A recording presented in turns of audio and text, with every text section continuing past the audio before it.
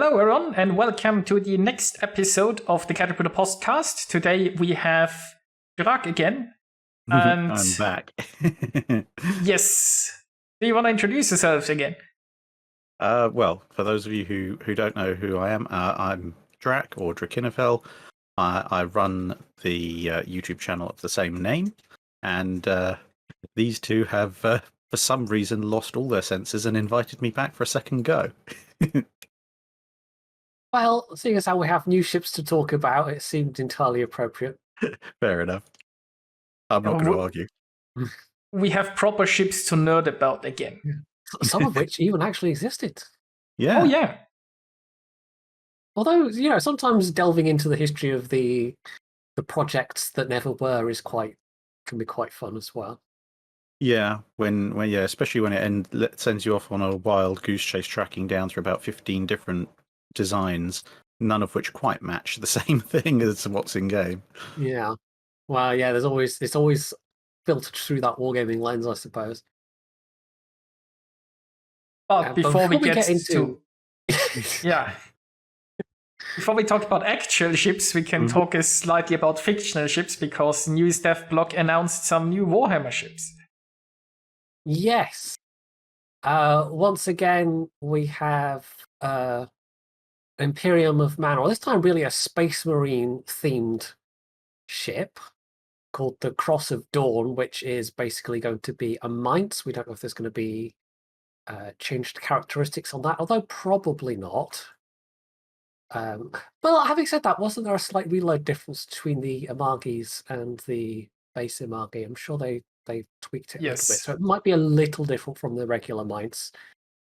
And then we also have orc-themed ship. Yes. Based on Fenyang called the Smasher, and it is naturally red because the red ones go faster, as we all know.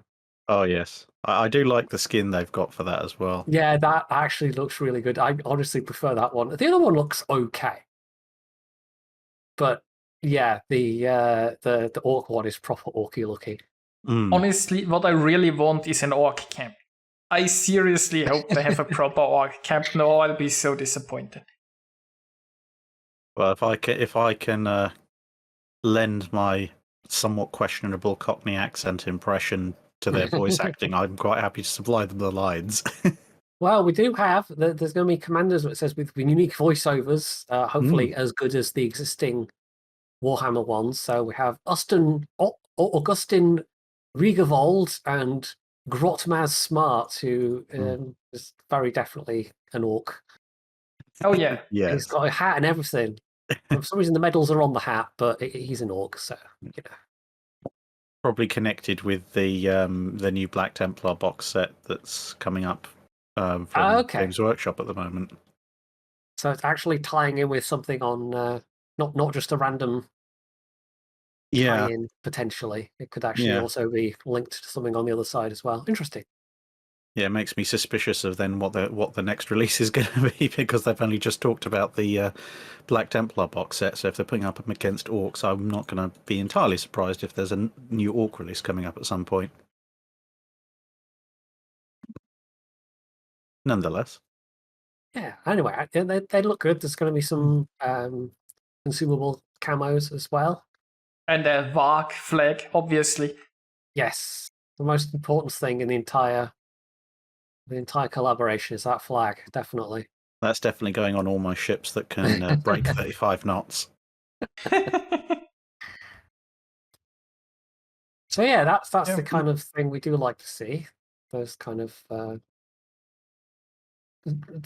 partnerships where it has slightly more effort put into it, and it helps that it's stuff that I like as well. It's obviously the best kind of partnerships. If it's stuff I like, then I'm all for it.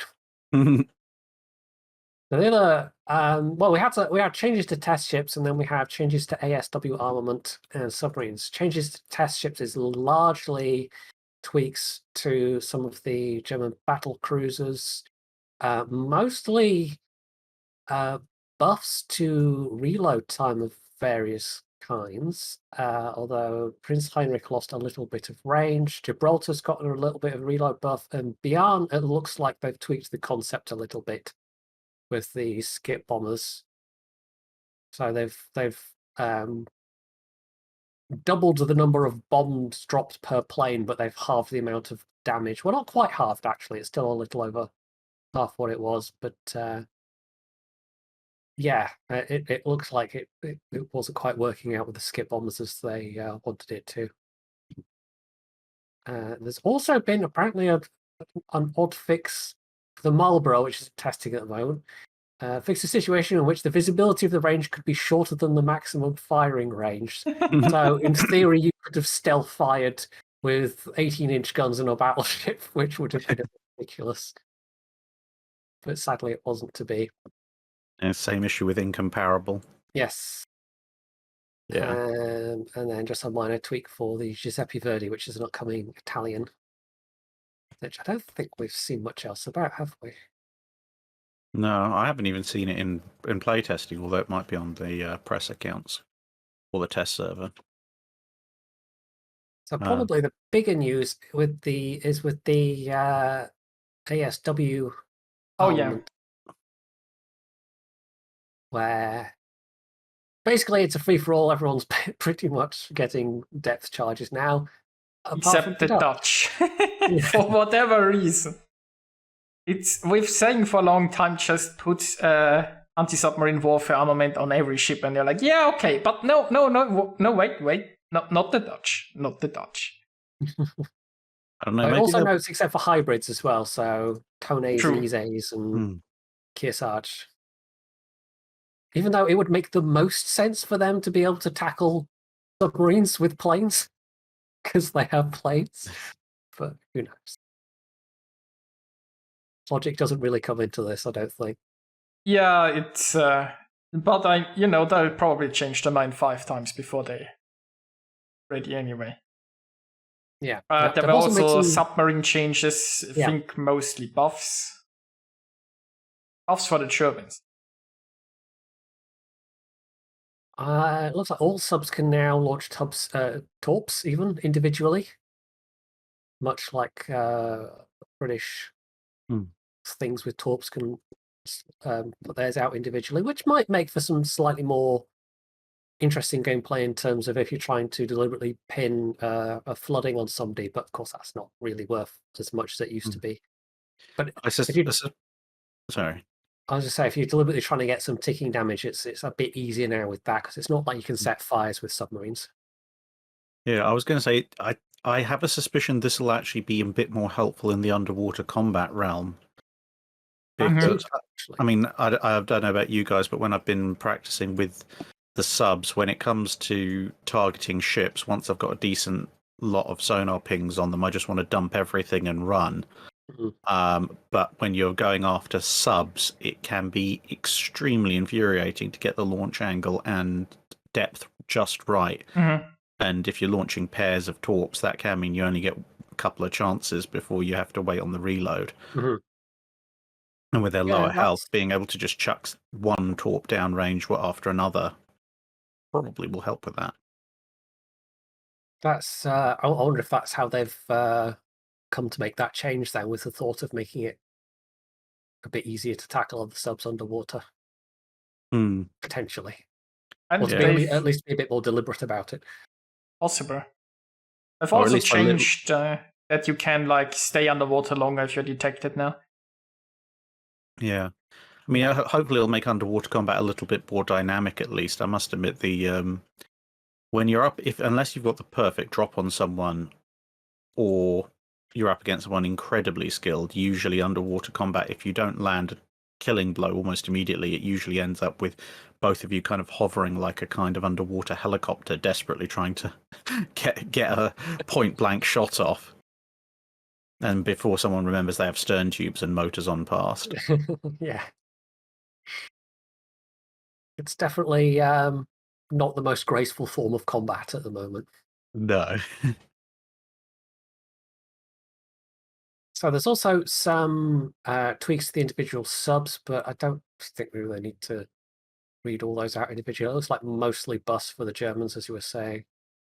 Yeah, they said somewhere that the Germans used to just do less damage So they increase now the damage the Germans do to bring them on par with the US ones. Yeah, and they've actually done some corresponding nerfs to the US subs as well. Not huge ones, but enough to be noticeable. Yeah, Tier 6 and Tier 8 both lost 1.5 kilometers on their torps and sonar ping range. It's going to be interesting to try and figure out. Yeah. I might have to even go back into co-op and try some subs again at some point, I suppose.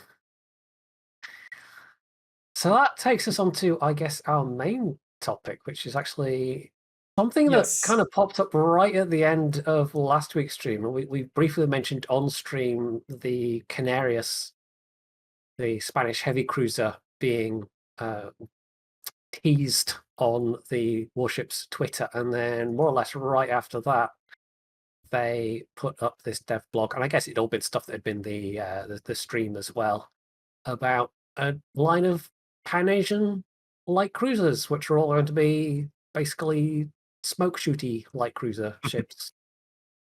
Yeah, well, they've probably got about 4 inches of armor collectively between them if you line them all up side by side, so they kind of need it. None of them are going to be particularly armored. 1 or 2 we kind of have in the game already in different forms. But, well, I mean, this is why we have Drac here today, because we have some ships that aren't in the game already and some that are variations on ships that we have in the game already. So shall we start with the Tier 5, the Chungking? Yes, so this is actually technically already in the game, not just in terms of the ship, the baseline ship, the Arethusa class cruiser, but actually the Huanghui is literally exactly this ship, just 10 years in the future.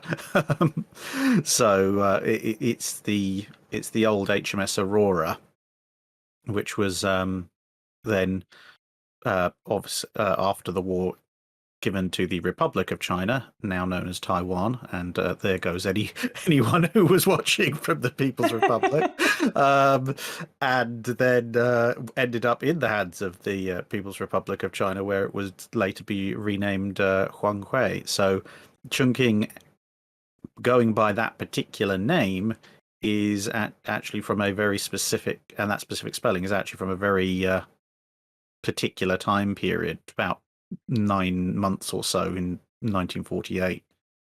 Okay, so it probably wouldn't be that different from its immediate Royal Navy kind of outfit then. No, it's gonna be in its refitted Royal Navy refitted configuration, because obviously when it was originally launched, it's a pre-war vessel, so it received a couple of overhauls during the war, which unsurprisingly significantly uprated its anti-aircraft battery, and then it's going almost certainly going to reflect that particular loadout. So lots of 20mm and 40mm AA guns. Okay, so it might have decent AA for a Tier 5 cruiser. Decent. Well, what goes for decent in World of Warships, right? True. Yeah. It'll sting to go after it, but it's if it is in its late war configuration, which from the picture it seems to be, i.e. no 4-inch long range AA, it is going to be a case of, send an aircraft attack after it, and you'll come back with a lot fewer aircraft than you started with. But if you just sort of flying past it, it's not going to be able to meaningfully offer AA support to anyone else. It is, I mean, one of the things with it being Tier 5, it is maybe good to note that it will only ever see Tier 6 carriers out failed divisions. And I think Huanghe, I mean, when it came out, I seem to remember it had a decent AA back then, but wasn't there, I can't remember, there's something funny about it, like it doesn't have long range, or it's only got long range, or I can't even remember. Well, that would be the same issue. Yeah. It's got decent close range but no long range AA, because the 1941 refit actually took off the 4-inch AA that it had. So was there a reason?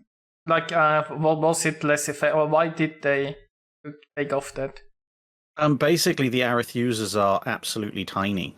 They're the budget version of the budget version because you've got they were like cut down Leanders essentially. yeah.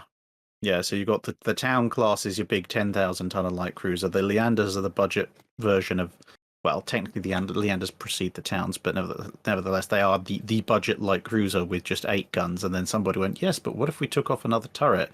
And even the Royal Navy at that point was saying this is the absolute minimum you can possibly make a cruiser, and they were envisaging them basically being merchant protection anti-raider cruisers. They did not even to get the Royal Navy to accept them as they were, they basically said we're not ever going to use these in frontline combat because they are far too fragile and far too undergunned.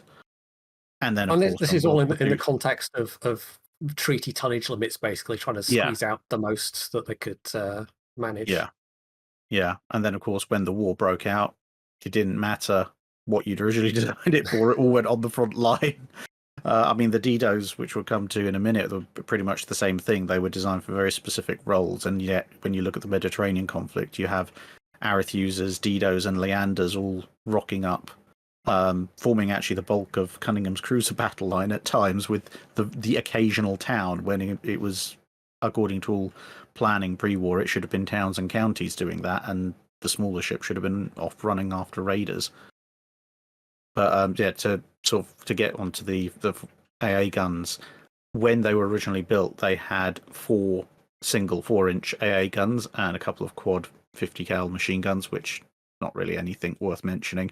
But because they were so small, when it came to refitting them, they realised, well, there just physically isn't the deck space or the displacement allowance to allow us to keep the 4-inch AA and add other stuff, because a couple of quad 50 cal mounts don't really add up to an awful lot of weight if you take them off.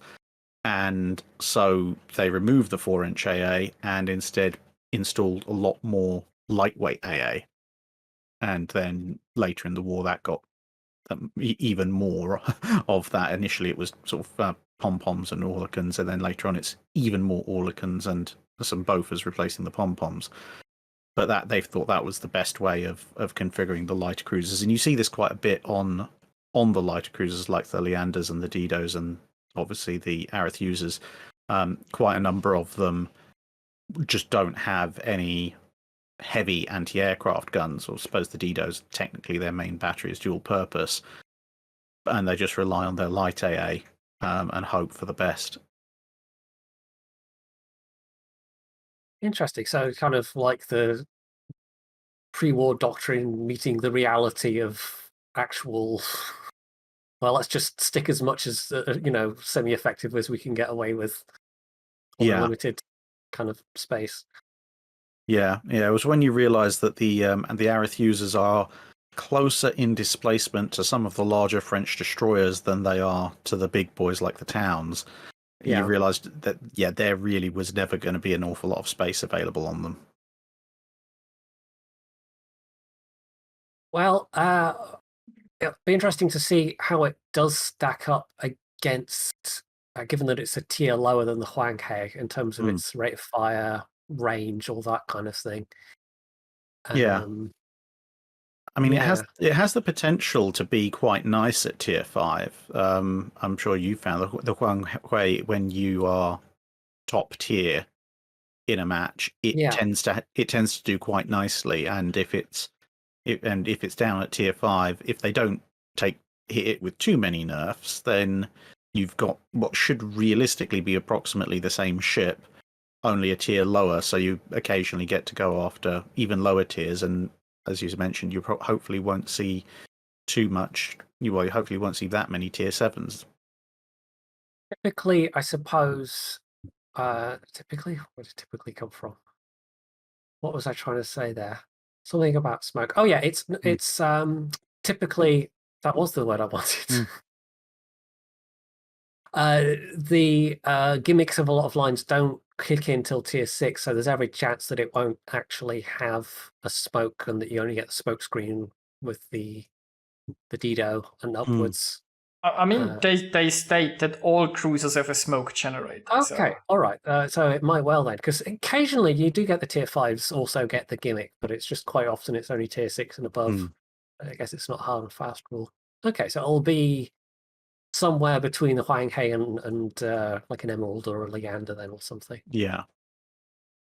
Yeah, I'm quite happy to see it around, although it now makes 2 Arethuses in the game and neither of them flying the White Ensign. Yes. Well, there's always the possibility of I guess they could like stick them in the Commonwealth tree.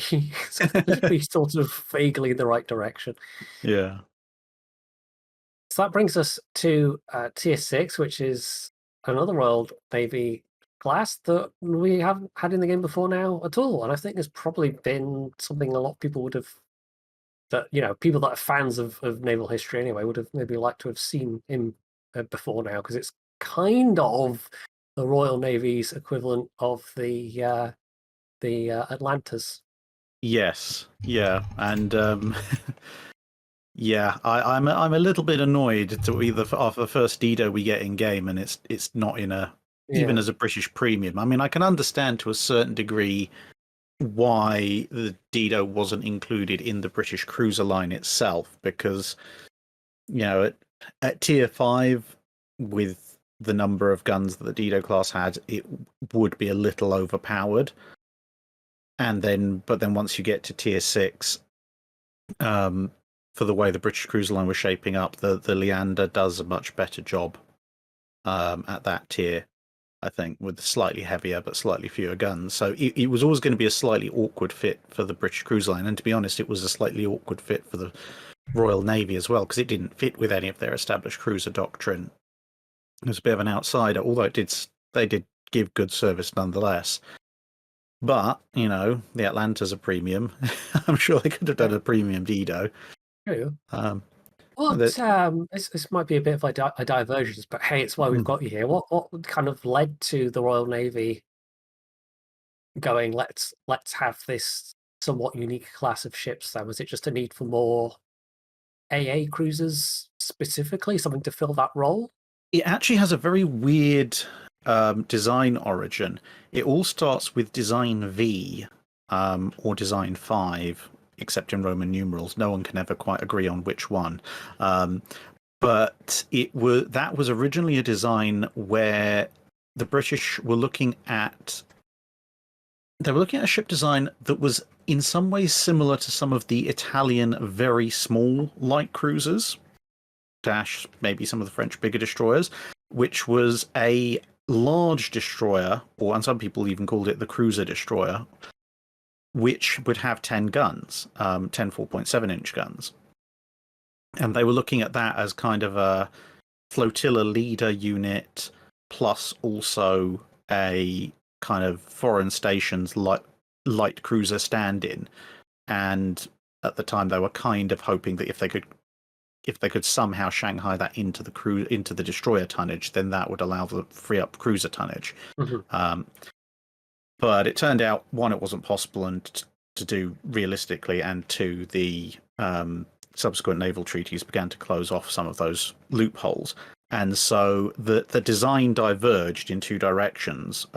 One element of the design, they eliminated the fifth 4.7-inch gun mount, and you basically get from it the tribal class, the big Royal Navy destroyers. And the Didos were the other way. Instead of heading down slightly towards a sort of an 1850-ton destroyer, they went up. They retained the 10 guns, slightly played with the layout, so they ended up with this layout that we see with the Didos. And then they realized that if you're going to build a cruiser, you can't really have a cruiser with 4.7-inch guns, although, as it turned out, some of the Didos actually ended up with 4.5s, but that was because of gun shortages. And the previous experiments they'd done with, believe it or not, trying to get the counties to have a dual-purpose armament, because yes, those 8-inch guns can actually elevate up to 70 degrees, which would be utterly terrifying if you were ever hit by one. But it turns out that 8-inch turrets don't turn quickly enough to be reasonable AA guns. I can see that might be an issue. Yeah, and so they also tried to make the 6-inch dual-purpose, so Arethusas, Leanders, and Towns, they were kind of hoping that would work out.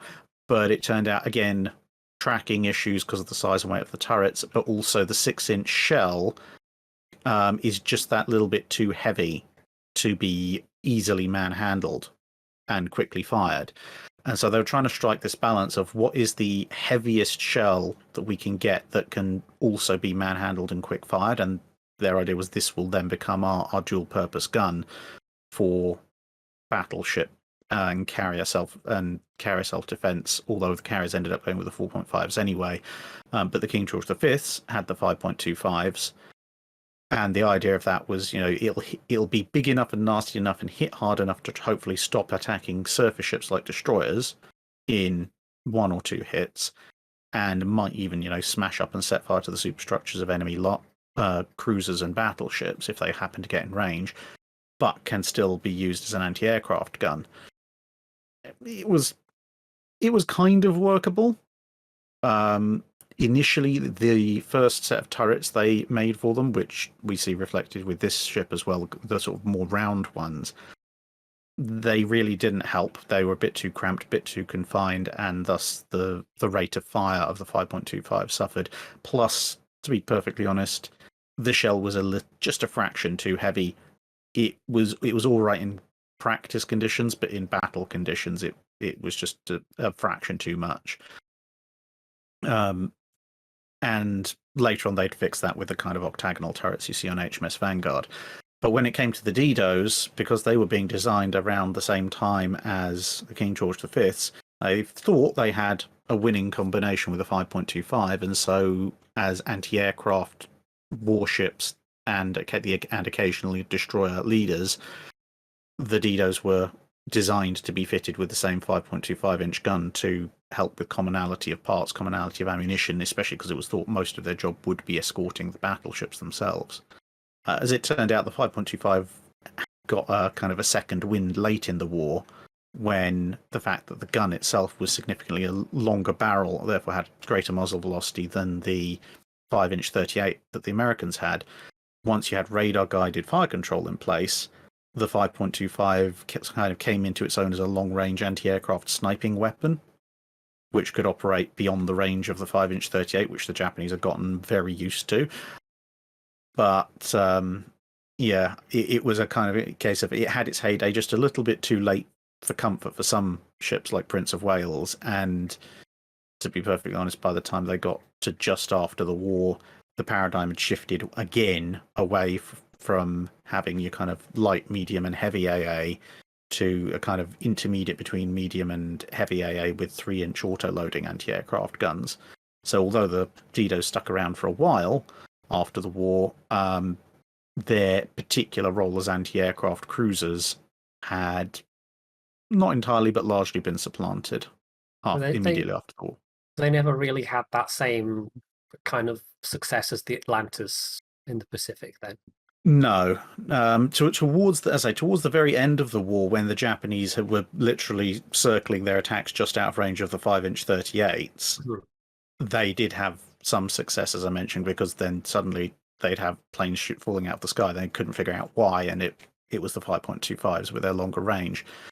But generally speaking, the 5-inch 38 was a much more successful weapon. The other problem was that due to the demand for the battleships, and due to some of the complexities with the turret and mounting system, a lot of the Didos either completed without their entire main battery of 10 guns. A lot of them would run around with only 4 twin turrets. The Bologna subclass that kind of followed on from them deliberately only had the 4 turrets. They used the C turrets location for more anti-aircraft weaponry, medium grade stuff like pom-poms and 40 mils. And 1 or 2 of them, actually, they just couldn't find any 5.25-inch guns to equip them with, so they ended up equipping them with 4.5-inch guns instead, which made them absolutely ridiculous in the anti-aircraft role, because you had cruisers admittedly mounting destroyer-sized guns, but you had the space and ammunition feed systems that were designed to handle 5.25-inch shells, which were now chucking 4.5-inch shells up like there was nobody's business. So they were almost little machine gun terrors whenever aircraft came into view.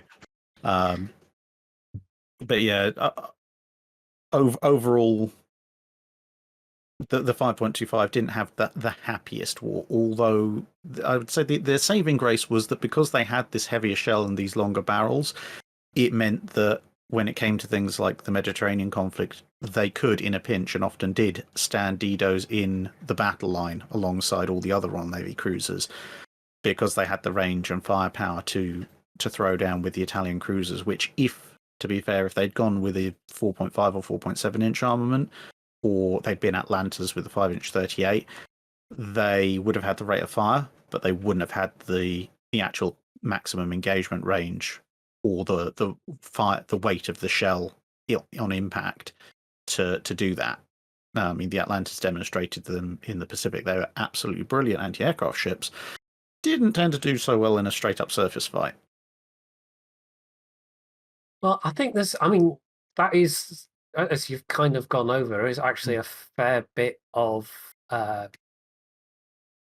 difference between the individual Didos, and obviously there's the Bologna subclass as well. So I think it's a very good chance we'll definitely see more Didos in at some point. I mean, just flicking through Wikipedia quickly there, the HMS Royalist was transferred to the New Zealand Navy as that was one of the Bologna subclass. So that could end up in the Commonwealth tree, and it'd be really nice to have a Dido in the actual Royal Navy tech tree at some point as well, or even as a premium of some kind. Yeah. There's the slightly odd thing about this one, though, is that there is only one Dido or Dido, I can never figure out which one it is, that ended up being transferred to a Far Eastern Navy, which was Diadem, which was, again, one of the Bologna subgroup. It went to Pakistan and became Babur. But weirdly enough, obviously this is a fictional transfer. It's but the first time they've done this. No, but as a Bologna class, Diadem only had the 4 turrets, so this is representing a sort of a first generation Dido with, from the name, I'm guessing some kind of transfer to Malaysia or Malaya, depending on what point in history it was being transferred. Yeah. I remember somebody somewhere went over the names and where they were from. It might have been on Reddit or somewhere. I can't remember. I've forgotten it completely, but that probably held a clue. But yeah, that's probably as good a guess as as any. It's interesting. They finally got like a real existing Dido into the game, but they managed to still make it fictional.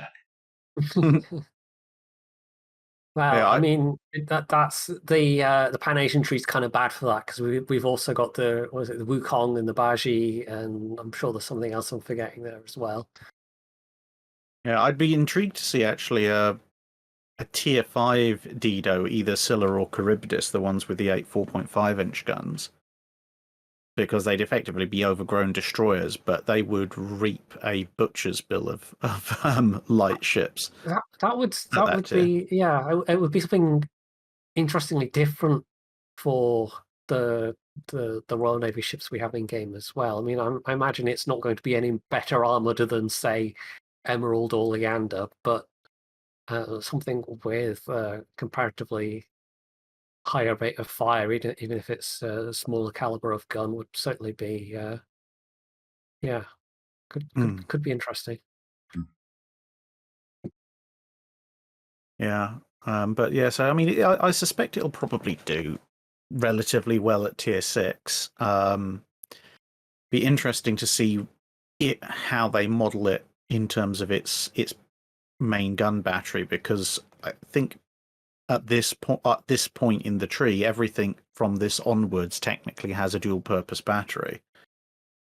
So given that they've already got the 5.25s in the game on King George V, Monarch, Duke of York, Vanguard, Lion, is it not? I don't think it's on Lion, but it's on a number of British battleships as a secondary battery. It'd be interesting to see if they port the anti-aircraft stats straight over from there, or whether they give them a bit of a tweak. I can't see them being exactly the same, but you never know. Like we don't have any stats to go off at all. No, but We'll see, and I shall keep holding out hope for for one in the Royal Navy service at some point. And this is probably something that probably goes for all of them, but I can't see the ballistics on any of these being particularly non-floaty, apart from maybe the tier 8, but we'll get to the tier 8.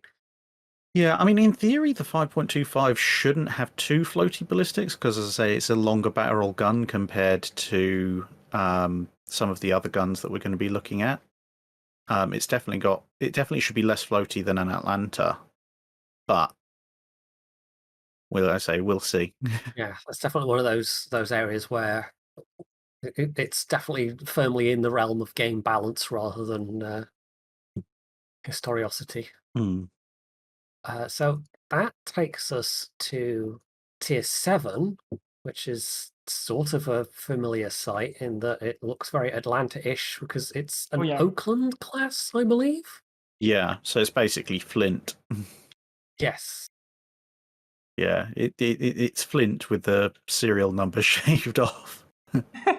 So there's probably, I don't know if there's really that much to say about this one. I mean, it's kind of familiar to most people at this point. Most people will have come across an Atlanta or a Flint. They know what it's capable of. The fact that it has a smoke screen will be potentially interesting. Flint has a smoke screen. Yeah, I was going to say the rage that Flint caused when it came out. Yes, if it's, I think it's going to be maybe more interesting with the Pan-Asian smoke screen though, because you're going to have to move around a lot more because the duration's a lot less, but also the cooldown's a lot less. So potentially it could be even more annoying because the Flint has to stay in one place for quite a long time with its long duration US smoke screen. Whereas if you've got something that's constantly moving around and shelling you from new areas, I don't know. Yeah, I mean, it'd be hard to get away from. The interesting thing will be to see which of the configurations of the Oakland they go for. Again, it's not very easy to see with this picture, but the wartime Oakland class has torpedo tubes. The post-war Oaklands don't, but they have more light AA. So, I mean, I can't see torpedo tubes specifically, but then again, as I say, it's not the world's best picture. If I scroll all the way in, I think there are, but it's kind of hard to tell. Yeah. The tiers 5 and tier 6 definitely both have torpedo tubes. Yeah, they will. Yeah, I mean, that might be some torpedo tubes there. Yeah, in which case it'll look about 3/4 back. It kind of looks like there's torp tubes. It's hard to tell though at that angle. Yeah, I think there is a section that could be torps, but I mean, the question is, do they want to be consistent throughout the line and just give them torps, or are they going to pull weird things where like one ship has torps and then the next doesn't? Yeah, well, I mean, Flint does, so... I think we know they're all going to get deep water torps, so I would be surprised most of them didn't have torps of some variety just to fit with that. In fact, just looking at them, I think they all do, to be honest. Ships new branch are distinguished by the small caliber guns, high rate of fire, and powerful deep water torpedoes, but rather low survivability. Is the flavor text at least? So. Yeah. So probably will have torps at that point. So was there actually a ship like that going into an Asian country, or have they just taken a US ship and say like, hey, it could have happened? I think it's a case of just could have happened because the Atlantas were, well, what was left of the Atlantas was pretty much worn out by the war and kept on side. The Oaklands, again, pretty much all kept it within the US. There's not really a tremendous amount of opportunity for them. Well, there's not a tremendous amount of opportunity for them to be transferred anyway, because in and of themselves, they don't. For a small navy, if you're going to get a cruiser, you want something a bit bigger. And given that they were still pretty decent anti-aircraft cruisers, the US was mostly looking at keeping them in reserve just in case they needed them. 6-inch armed cruisers were going 10 a penny by the end of the war, as far as the US was concerned. So they end up all over the place, especially the Brooklyns. But there weren't that many Atlanta Flint Juno types floating around. They all stayed in US hands. So this is, I think, a theoretical, could have been. Having transfer. looked up the name Chumphon, I mean, it's a place in Thailand, so it's definitely a hypothetical, ship, post-war ship transfer. Yeah, and I mean, yeah, it's a Flint. The Flint's pretty good at that tier. I can't see it doing much better or worse unless they radically change any particular elements of the stats, apart from, as you say, the fact you'll have to actually keep moving. There's definitely a question mark over what the ranges of these will be, yeah. but I suspect they might be kind of short range based on the types of ship we already have in game. I like this. So Tier 8 is the first one that is a definite paper ship as far as I can tell. The Harbin. Yes. This is a Russian design, and I don't know much more about it than that. Right, so this is depending on which sources you use, this is either an MK6 Russian MK6 design variant, or possibly an MAK, the MAK design variant. The interesting thing about it is, I in my research, I haven't been able to pin down a specific exact project to match this to. The two closest ones I can come up with, and it's either MA or MB, or unfortunately it's a weird Russian letter. The M and the K is recognizable, but it's this weird Russian letter that looks a little bit like an A but without the cross piece in it. So I'm just going to call them MKs for the minute. But there's two particular Russian designs that have this 3 turrets forward, 2 aft arrangement. There's MK 10130 Design 2, where the superstructure and funnel arrangement most closely resembles what we're seeing with this particular picture. But on that particular design, the first 2 turrets are on the same level, and the third turret is super firing, which obviously is not the case here. Whereas MK 10130 Design 1 does have this triple stack super firing arrangement up front for its main guns, and as the name suggested, they're very, very similar designs. However, the superstructure and funnel arrangement on Design 1 is somewhat different. If this was purely the Design 1, the first funnel should be quite heavily raked back, and the superstructure should be a little bit smaller but merged in with the funnel. So I think it's kind of a hybrid of these two designs. It definitely sounds like they have combined elements of both. Yeah. It looks interesting that there is so much like deck in the front, and that guns seem a little like kind of undersized and a bit squished together. Well, they're 130mm guns, so it almost, I mean, if you look at that compared to the gun arrangement on the Dido, they are quite strikingly similar. Yeah, well, it's a similar kind of thought process. Apparently, someone's just messaged me saying apparently it's actually the Russian letter for L. Okay, so MLK designs from MLKs or whatever, but yeah, they seem to be Russian anti-aircraft cruisers. So the fact that they have a strong resemblance to the Didos, probably not too surprising. They're a little bit narrower, a little bit longer, and they're a little bit later on time-wise in design. They're kind of 40s era designs. Interestingly enough, actually, the same design lineage that lent itself that they've taken for Harbin is also actually the same design lineage that gives us Smolensk. Okay. Interesting. So hopefully it's less rage-inducing than Smolensk, but you never know. Yeah, well, it's, I suspect in some ways it's almost going to be like the Molotov, very fast, long and thin, made of glass and dreams, but the reload time should hopefully be a bit better. Hmm. It looks like Yeah, an it's- interestingly heavy torpedo armor as well. Looks like 2 triple launchers per side. Yeah, there's definitely there's a lot of variation between the whether they're singles, doubles, how many launchers per Hmm. ship. So that doesn't seem like it's particularly consistent. Also curious They- about the angles you'll get. This at least ought to have good ballistics if it's following Russian shells compared to the rest. Although the 130 mils are still, it's still a light shell. Yeah, you're still in the ballpark of the 5 and 5.25 inch guns, which I think is pretty much that's consistent. Apart from weirdly enough, at the very beginning where you have a 6-inch gun, everything else after that is smaller than 152 mil. Yeah.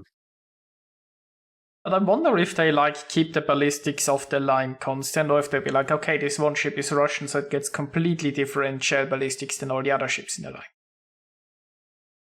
Well, Well, just looking at the Pan-Asian destroyers, I suspect we'll get different ballistics on different ships. Yeah, I think it is going to be quite different because the Tier 5, that's a standard 6-inch gun, so it's going to have standard cruiser ballistics, maybe with a little bit of boosted rate of fire. The 5.25 has a very high muzzle velocity, but should have a decent-ish rate of fire.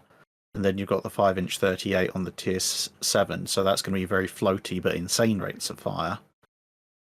And then we've got the 130s, Russian 130s here, and then we've got two completely separate gun installations with a new type of gun coming in at 9 and 10. So yeah, it wouldn't surprise me if you have to relearn the ballistics for each one.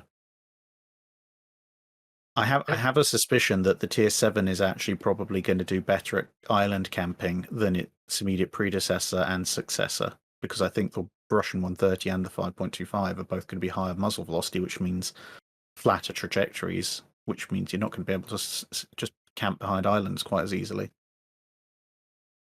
It's also interesting how the range will look like. If, for example, like the Tier 7 will be like the low point in range, if like the Tier 6 has more range, and then it goes down for Tier 7 and it's up for the Tier 8 again. The name, well, Tier 8 and 10 both have rather Chinese themed names, so again, very sort of hypothetical. Although there was a time in, I think, immediately post-war up until like the 60s where the Soviet Union and China were actually kind of cozy, so it's sort of not totally inconceivable that you might have had a Russian designed ship being, I don't know, bought by China or transferred to Chinese service. Yeah, if they'd ever got around to actually building some of them. Okay, so that takes us to Tier 9 with a Korean name, but we're back firmly in the realm of American ships, I think, with Tier 9 and Tier 10. Yes. Yeah, so this is a bit of an interesting one. I had a look at the Spring Styles designs to track down which one this is. And again, to be fair, the Spring Styles designs for this particular range are, shall we say, a little bit more on the sketch side of designs rather than fully fleshed out. But the closest one I can find is the November 1939 proposed 7,500-ton cruiser, which within the Spring Styles archive they've categorized as S511-2. And it's basically kind of like the Flint. So it's Atlanta style, 3 turrets forward, 3 turrets aft, but like the Flint and the Oakland subclass, there's no wing turrets involved. But instead of using the 5-inch 38, this ship is using the 5-inch 54 caliber weapon. Some very distinctive square turrets to go with it. Yes, yeah, they've effectively tried to keep the 5-inch 38 style turret, but expanded it to take account of the slightly larger gun. And as I say, there's relatively minimal information. It's according to the design document, it's supposed to be 560 foot long, 58 foot wide, 18.5 foot draft. but that's really all we've got on it. I suppose we could at least how do those 5-inch guns compare to the Mark the 38s, was it? The short 5-inch barrel 38s, yeah. Yeah. So they're going to have a similar, maybe fractionally slower rate of fire, but probably not all that much slower. There's enough space in those gun turrets to house plenty of loading. But being 54 caliber as opposed to 38 caliber, they're going to have a much higher muzzle velocity, so they're going to have longer range. They're going to hit harder. They should be less floaty for a 5-inch gun. And from the looks of it, they've given this thing what looks like a couple of quad torpedo launchers and a bunch of 20mm and 40mm AA. So again, this could be a hybrid design, because I'm just going to get the spring styles back up again if I can. Sorry, that's not working. There we go. So yeah, Spring Styles book and book 3. So my one concern with identifying it specifically the 7,500 tonner is that, as proposed, that ship only had a couple of at the time quad 1.1 inch either side, so four mounts, one per side, and this ship quite obviously has a considerably larger number of AA guns. So there is an 8,100 ton cruiser design, which was supposed to have a single set of quads each, quad torpedo launchers each side, plus the 1.1s. Obviously a refit would carry more, and the same kind of fairly blocky superstructure. It's a bit more substantial than an Atlanta, and the same kind of gun layout, but that particular variant was supposed to also have a pair of wing turrets, which this design very clearly does not. You've then got another design variant, which the superstructure is even more blocky, but only is more of a Dido style layout, so it only has two turrets aft. And then you finally have Scheme C, but that is a completely separate design, which actually is the basis of the Tier 10, which we're going to come on to in a bit. So it looks to me like they've either taken the 8,100 ton hull and suppressed the wing turrets in favor of additional torpedo launchers. So effectively, they've done kind of an Oakland adaptation. As the Oaklands were adapted from the Atlantas, so too this may be an adaptation of the 8,100 tonner. But in terms of pure gun layout, it's more like the 7,500 tonner. So yeah, when Wargaming say this is a development of unbuilt US cruiser designs, I think this is it's their interpretation of. Yeah, heavily filtered through the Wargaming Design Bureau of ship construction. But if they had actually built this, wouldn't they have added a bit more anti-air? I mean, at which time frame would they have built, like which year would they have built this? Wouldn't they have realized that maybe slapping more anti-air was the way to go? Well, these designs are all 1939, 1940 designs, which means if they had been constructed, you would have been talking about 3940, so you probably would have been talking about a couple of year or two to finalize the designs, then get them under construction. So they would have started hitting the water at the very end of World War II, bearing in mind that the first ships historically to use the 5-inch 54 were the Midways, which were just in time for the end of World War II, although being carriers, they took a bit longer to construct. So these probably would have been mid to late 1944, early 1945 ships, at which point the amount of 20mm and 40mm they've got there is entirely reasonable. But as we know, US cruisers generally didn't like having torpedoes. The Atlantas had them mainly because they were envisaged as destroyer leaders originally. And I can see why they've put this pair of quad launchers either side for game purposes, because as you said earlier, they've got this theme going through of the deep water torps. But if the US had been building a ship like this in 44, 45, I can absolutely guarantee you they would not have retained those torpedo launchers. They would have dropped them and said that's another couple of places to stick some nice quad 40 mils instead. And plus, top launchers, like, they look quite small on the ship, but surprisingly heavy. Yeah. I All mean, the equipment needed and all the actual torpedoes, it adds up to quite a bit. yeah, the torpedoes themselves weigh a substantial amount, not even accounting for the launchers as well.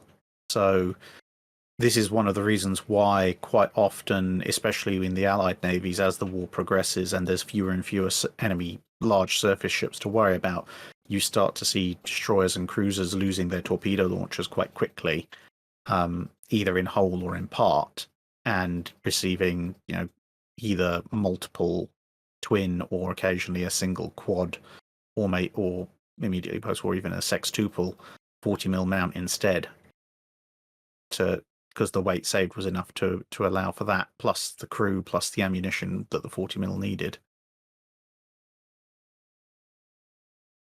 But it should be an interesting ship, because we haven't seen any 5-inch 54 equipped light cruisers at tier 9 before. Yeah, because I think the next one we come into, at tier 10, does have those guns, but it's also kind of in the game already as the USS Austin. Yes. Yeah, so this is kind of the ultimate Atlanta derivative. But the gun mountings are quite different, as you I suppose if we're going on to talk about that one. Oh, yeah, we can talk sure. about both. Yeah, we might as well. I mean, the two are they're definitely related. Even just looking at them, the layout is extremely similar. I mean, the hull form is a little different between the two, but the superstructure and the turrets are probably the biggest visual difference. Yeah, I think the main reason the hull form looks slightly different is because this is a little bit larger, a little bit heavier. So the ship that's currently in the game as Austin and is now coming to us as Janan is 580 foot long, 8,550 tons. So it's a little bit bigger than the previous ones. And this is a late war design. It's a 1944 design. So if they had been built, you'd be talking about sort of 47-ish for them to come in. And it's got 5-inch 54 guns, same as the tier 9, but in this new gun housing. And then you have, somewhat confusingly, originally you've got these. Originally was designed to have 40 mil quads and 40 mil twins down the side, but again, using a little bit of artistic license, they've gone with sticking the automatic 3-inch. Same as what you get on Austin, which, to be fair, again, what those were. They're very distinct looking, those AA turrets. I must admit, when I was initially playtesting Austin, before it was released, I got incredibly confused the first time I went into the game, because I was thinking it was the Uber Atlanta. The mounts look so similar to the main turrets. I thought, oh, this is fantastic. I've got 3 wing turrets as well as my 6 main turrets. It's going to be devastation. And then I was confused when they didn't fire. But yeah, unfortunately, they are just twin 3-inch automatic guns, which, yeah, it's not exactly in keeping with the design, the original US Navy design, but given that, as I said, these ships would have been sort of 1947, 1948, and by that point the automatic 3-inch was taking over from 20 and 40 mil. It's an interpretation, but it's actually a fairly realistic interpretation, I think, for what they would have done. Assuming, of course, that the mounts still allow for stability. And I guess for the theme of this particular line, they've retained these 2 quad launchers either side. Possibly even quintuple launchers. Yeah, they look like quintuples. I think they're quintuples on the Austin as well. Yeah. So,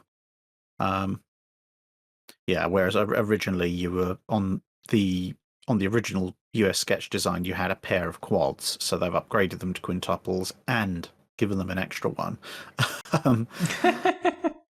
But I suppose that's the theme for them. And as you say, it's in game as Austin. I don't know about you. I'm not the world's biggest fan of the Austin.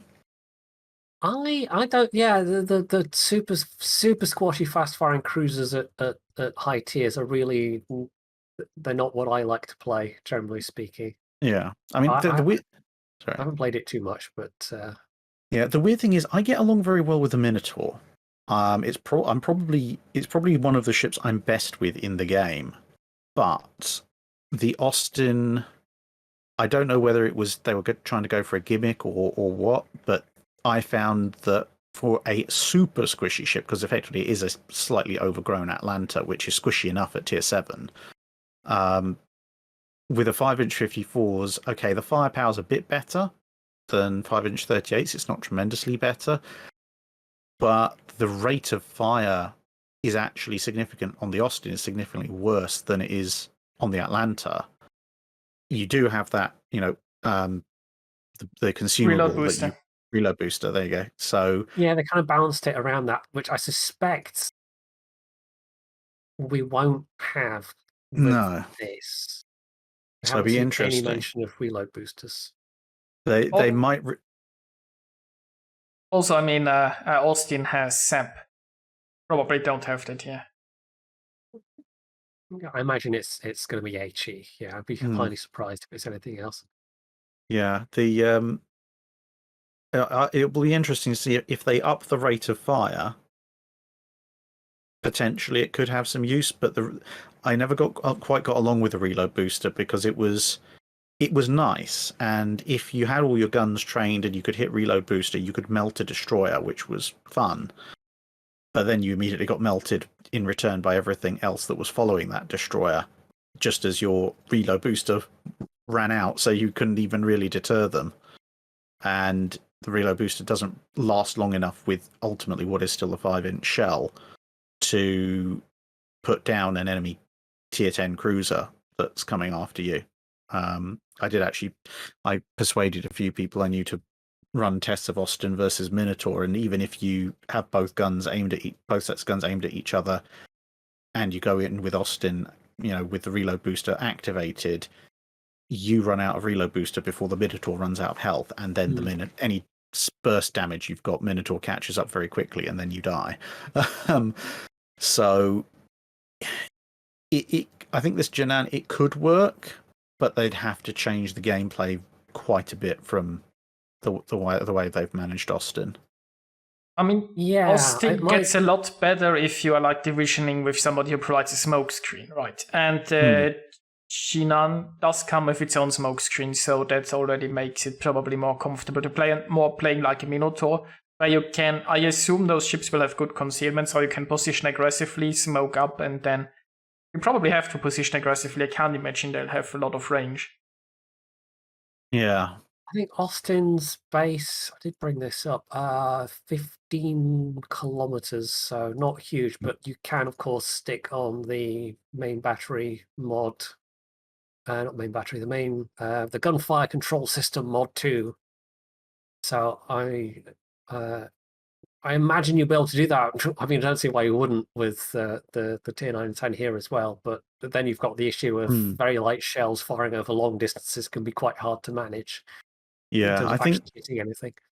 I think it's going to be interesting. I can see the tier 5, 6, and maybe the tier 7 doing quite well, but the tier 8, 9, and 10, given the number of radar-equipped ships you get at the higher tiers, these things need concealment to be able to not just be melted instantly. And yeah, they probably are not going to have it. Well, I suspect. I mean, certainly with the lower tiers, they're all reasonably concealed. They're all reasonably stealthy ships in terms of concealment to start with. I think Austin's not too bad, actually. You can get Austin down to let's find where the captain skills are on this.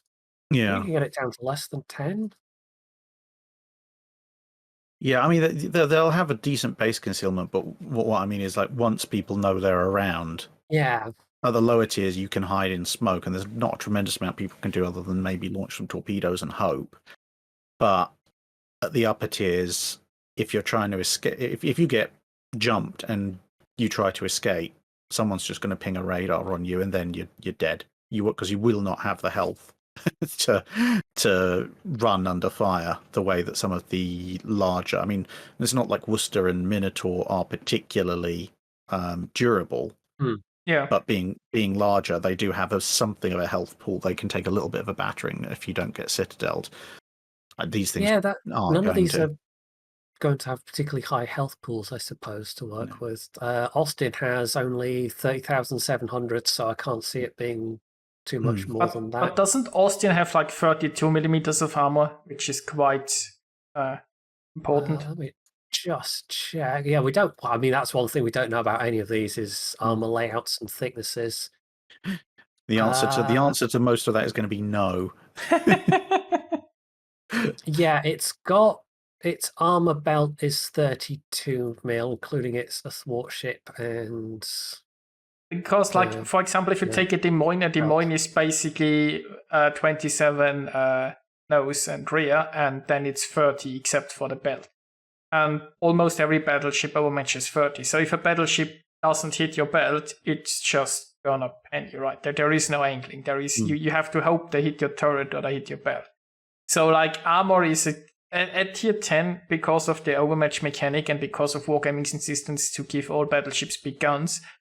Most battleships big guns. It's quite weird where like even if you have a low health pool, if you get 32 millimeters of armor, you might be better off than like a Des Moines. There is no mention of heals on any of these. I mean, generally speaking, tier 9, tier 10 cruisers do have heals, but it would be interesting to see if they did that with the entire line. They say tier 8 to tier 10 ships are equipped with torpedo road booster and starting from tier 9 repair party. So they don't have heal tier 9, tier 10. That's the usual thing. Okay. I mean, visually, just looking at this, I've been struggling to see much difference between it and the Austin, apart from the extra torpedo launcher. So I don't know if you guys have spotted something. Maybe I haven't, but it does just seem like it's going to be a variant of the Austin. Yeah, and it's all going to come down to gun performance, basically. I have a feeling that the higher the tiers you go, the more and more you're going to have to be treating these things as oversized destroyers. If you try and fight as a cruiser, you're going to die. Even if you try and fight the way you would fight a Minotaur or a Worcester, you're going to die. Maybe people who have played the Smolensk might have some idea about how to play these. Obviously, people who've got Austin already for whatever reason as well. But I strongly suspect these ships are going to be the ones that try to melt whatever enemy destroyers show up early in the game and then find somewhere to hide for a while and then pop out again to finish off wounded ships where they can potentially overwhelm them with sheer weight of fire before the enemy ships can get some decent hits in. And with decent concealment, possibly again referencing the fact they're designed as oversized destroyers, and certainly at 9, well, actually they've all got pretty much for the majority of them, especially all the high tiers, they've got a pair of torpedo launchers on either side, so they've got fairly decent torpedo armament. I suspect they're probably going to spend the mid-game acting as I say, a kind of big destroyer, lobbing torpedoes from concealment and then running away again.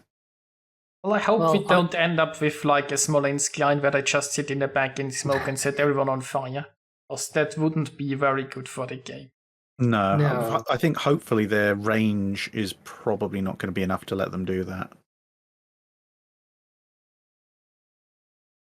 I mean, I do love the Minotaur, right? It remains to be seen. They also don't say anything about the heal, right? So they say they have a repair party, but yeah, I mean, even with the great heal, like the thing is, a Minotaur is armor-wise just and a Minotaur has this raised citadel in the center, right? A Minotaur is basically just citadel wrapped in paper. So if you get hit in a Minotaur, you're probably getting citadel, right? So I feel like even if it has like a lower HP pool, you can probably play that aggressive just like a Minotaur, or I'd hope so. And with the smoke screen, right, if it has a low reload, you can easily reposition, and it It means you can just smoke up when you find a nice spot, shoot a little bit, and then immediately run and reposition. You're not wasting an entire smoke screen just because suddenly you see the raider gets too close and you have to evacuate. So could be interesting, but remains to be seen. Yeah, I mean, one of the big downsides of the line is there's no mention of hydro at all. So you're going to be smoking up, but you're not necessarily going to have any warning of torpedoes coming in. So yeah, aside from the vigilance captain skill, there's not a lot you can do there except just be on your toes and be aware of what might be around you. You're kind of relying on other people for radar and hydro at that point. So division with a Brit. Yes, well, that could well be if it has the Pan Nation smokes with that cooldown. I don't know if they'll give them as many as the destroyers, because the destroyers get extra smokes compared to other lines of destroyers. But you can practically, like, you go through your smoke and then you have to wait maybe 30-40 seconds before you can smoke again, which is a really, really useful characteristic. But if they give you fewer smokes, then you might still have to be more careful with using those smokes. So we'll see. There's also in this article, I mean, unless there's anything else anyone wants to pitch in about this line before we move on. I'd be interested to see how it works. Yes. I have a feeling it's going to be one of these things that when it goes into play testing, there's going to be an awful lot of changes. I imagine there will be a fair few tweaks. Yeah, I mean, the fact they haven't given us any numbers to go with this announcement means that they're very much still working on how it's actually going to play in game, and then of course, it'll go through all the live testing as well. So, yeah, we'll see. I mean, it has the potential to go very, very wrong if we have a line of Smolensk, but hopefully it won't be that. Hopefully it'll be something more interesting. So yeah, on that article as well, we also had the announcement of more Black Friday versions of various premiums. Saipan, Pommern, Loyang, Yoshino. So they're selling another tier 10, and also the Dunkirk. So the Yoshino is probably the most notable thing there, but otherwise it's nothing too super surprising that we're getting more of those. Loyang's nice. Well, Pommern's not bad either. I mean, since they announced like a Pan Nation line, maybe they thought they'd follow one of the better Pan Nation premiums. True, yeah. So the other, as we mentioned at the start and coming at the tail end of last week's stream, the other ship that has been teased, although I don't know if they've specifically announced, but the Canarias class cruiser, which of course is Spanish, and will be the first Spanish ship in game. They're kind of the last of the European navies of any note, apart from maybe Turkey / Ottomans, maybe. They want to throw us a Yavuz Sultan Selim, aka Goban premium tier 4 battle some cruiser. People will be very happy with that. Yeah. But of the kind of European navies that saw, well, not even an action of World War II. Of course, it was the Spanish Civil War in this case. But I don't know if you want to talk about that a bit. I know it's a kind of modified county class, and that's about it. Yeah, they're actually a pretty solid design. There were two of them at one point. There's a Spanish Civil War sort of that. But they're modified design based on the county class. Actually, on paper, quite capable ships. So it'll be interesting to see. I didn't catch what tier they announced it was going to be at. I don't know if we even got that. It was just a kind of teaser silhouette on Twitter. Because we've got counties and variants of counties at two different tiers in game at the moment. So it's going to be a little bit interesting, because I think there's an argument for it to be placed in the lower of the two tiers we currently have the counties at. on the basis of, yes, it's an improved county, but then even the low tier county that we have at the moment is not its base form. It represents, wartime refits and everything. And the Spanish ships, for obvious reasons, weren't as heavily refitted during World War II as everybody else's. So it would probably be competitive at that level. The alternative is, the ship did hang around a reasonable amount after the war as well. So if they choose to configure it in its kind of final form, if you like, then it could potentially play relatively well in the higher of the two tier bands, kind of alongside HMS London. Is there any way they could? I mean, is there any scope for it being, say, tier 7 potentially, or would it just not stretch that far in terms of its capabilities potentially? I mean, at the moment we've got Devonshire and London at 6, and then Surrey at 7. And Surrey is basically the last county class that was never built. So I would suspect it would, in most of its forms, it's probably going to play better at tier 6. Okay.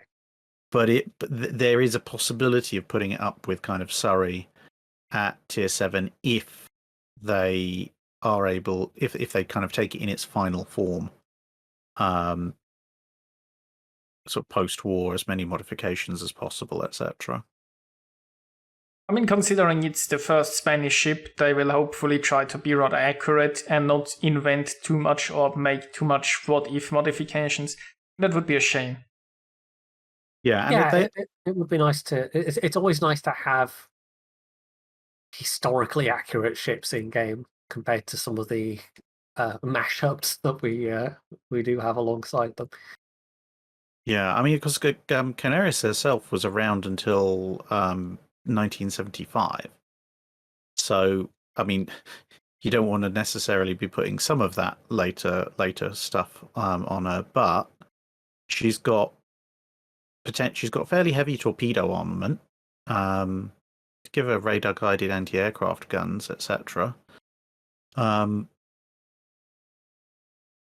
Yeah.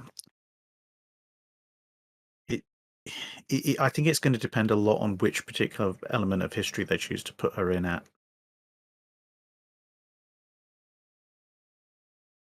Just looking at the wiki page now, it's why is it those earlier ones? I mean, the silhouette they have on Twitter's got that kind of linked funnel. Mm-hmm. And I presume it was a later refit that put it back to a pair of straight funnels. I haven't seen the. Let's see if I can put it in the chat. I actually tracked down the. Oh, I need permission. You need permission. Give me. You'd think I'd remember that by that point. By this point, that I need a thing, but yeah, I mean, if you're talking about the like a single large funnel as opposed to a pair of funnels, let's have a look. Is they not Somehow quick that enough? didn't work. You should just maybe a moderator or something. It's probably easier. Technical difficulties, everyone. Yeah, there we go. Right, there we are. Right, where am I looking? So the bridge is it's actually quite a distinctive bridge structure, that kind of jutting out deck part. But yeah, looking at the pictures of the Canarias itself on Wikipedia, it doesn't have that kind of linked. So I'm just trying to find which chat am I supposed to be looking at? The ATAM's Twitch chat, sorry. It's also in Discord in the main hall. Ah, right, that's it. There we go. What the ever-loving... Okay. Okay, then. That is... An interesting funnel, isn't it? Yeah. I was going to say, because in their original form, they have a kind of... in their original form, they've got a single massive trunked funnel. If I can get a better image, it might be that, but It definitely looks like a space between the funnel. Yeah. Oh, I hey, think there might... I've just found the Naval Encyclopedia.com image of, I see what you mean about the big single funnel. Yes. Okay, so looking at it from the side, they do in fact have this spacing underneath. It's from fore or aft. It looks almost Perth-like as being a single massive trunked funnel. But if they're doing that, then that means it's the early variant. So that means almost certainly going to be tier 6. Right. Okay. Because the split funnels you only get on Canarias, which in its later life. So this is going to be the 1930s, early 1940s version. Was that literally a single funnel, or was it two funnels kind of merged into one structure? It's still two funnels. It's just got this weird upper level trunking. Right. But is there like a point to this connection, like performance-wise, or why would you like connect the funnels like that? So when it's full length, sort of top to bottom, like you see on some of the Leander variants, it's usually two things. One is that the boiler spacing is such that you can almost trunk them all together, but not quite into a single normal funnel. And so instead of having two funnels relatively close together, you instead trunk them into one larger unit. The other reason, which is why one of the major reasons it was done in some of the Leander class, is that in the era of visual spotting, it also can make working out if an enemy's looking at you through optical fire control, it can actually make working out what bearing you're on a lot more difficult. Because if you have two funnels, then as you turn, obviously the apparent distance between them appears to decrease, and you can actually use that as a pretty easy way of determining what bearing is this target at. Whereas if you just have a single massive funnel, well, it doesn't change aspect anywhere near as much until you're on a really extreme aspect. So if you're maybe sailing at 15-20 degrees off of parallel, it can be much more difficult to tell that way if you've got single trunking as opposed to twins. But obviously it does add a lot of top weight as well, because there's just more funnel structure. So it's a compromise arrangement. As for quite why the Spanish went for that kind of high level trunking, it could have some I mean, it's going to have roughly the same level of tactical implication as it would with going all the way down.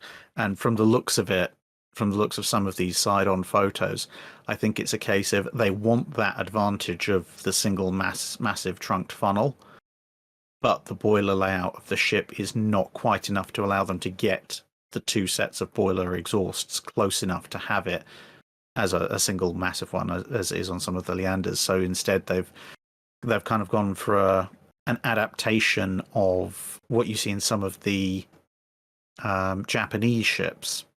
Some of the Japanese cruisers, especially some of the refit ones, you see they have a slightly raked aft funnel, but they have a kind of up step back and then up again for the forward funnel, again to try and clear some space. And they've kind of taken that approach, except where the fore funnel has stepped up, they've wrapped it in extra casing. It's very odd.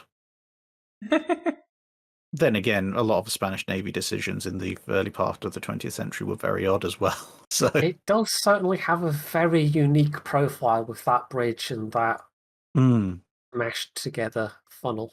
Yeah, I mean the other interesting thing is that there's no foremast. Well, there's a very, very truncated mast, but the foremast in the original flavor version only really comes up to the same level as the bridge superstructure. We're used to almost all cruisers having a foremast and then a main mast aft, and Canarias, in its refit form, where it has the two separated funnels, does have a foremast. So it looks a lot more like what we'd expect, as opposed to, this kind of almost looks like something's missing from the front version. Then again, it is an odd profile for a cruiser. But if they were going to bring a Spanish ship into the game, I'd much rather they brought this in than the España, because trying to fit the España in would just be difficult. Well, I did kind of have a follow-up question for you, and it's more of a kind of. I know I didn't kind of ask this in advance, so I guess it kind of would be going a bit off general knowledge here. But would there be, to your knowledge, enough ships and designs for, say, a separate Spanish nation? Or because we don't know if this is going to be a separate Spanish tech tree or if it's going to be in the pan-European. And I would suspect pan-European tree, but not for this time period. If World of Warships was set 20 years earlier than it is, so you could cover the pre-Dreadnought period, there would be kind of Spanish-American War period. You've got a whole range of protected cruisers, some of which are questionably small, but there's an interesting range of armored cruisers there as well. But following the Spanish-American War, the Spanish Navy really goes into even more of a decline than it was already in, which is why I mentioned the Españas, that they are the smallest dreadnoughts ever built. They're kind of... I can understand why they ended up the way they are. That still doesn't make them any good. They basically take the gun layout, numbers and layout of an Invincible class battle cruiser with fractionally more protection and marry it to the relatively speaking slow speed of a 1900s era dreadnought. So they're a little bit stronger than pre-dreadnoughts, but they are, by most reckonings, probably the single weakest dreadnoughts ever constructed, and they're the only dreadnought battleships that Spain ever actually has. Right. Which would kind of leave you in a bit of a pinch, because if you were... This is why I say you'd struggle to make an España work as a tier 3. Like, Dreadnought would outcompete an España in most cases. So you'd almost kind of super weird fictional modernization in order to even fit it in at lower tiers. Yeah, you'd almost end up having it competing with Mikasa at tier 2 as the second tier 2 battleship. And then beyond that, they did have a couple of plans for some significantly large battleships actually in the late 1910s, but then that's it. So you'd get maybe one or two paper designs out of them that would sit at maybe tier 5 or 6, and that's it. Cruiser wise, you've obviously got the Canarias class. They had a few light cruisers, so you could maybe populate with actual designs. You could populate maybe tiers 4, 5, and 6.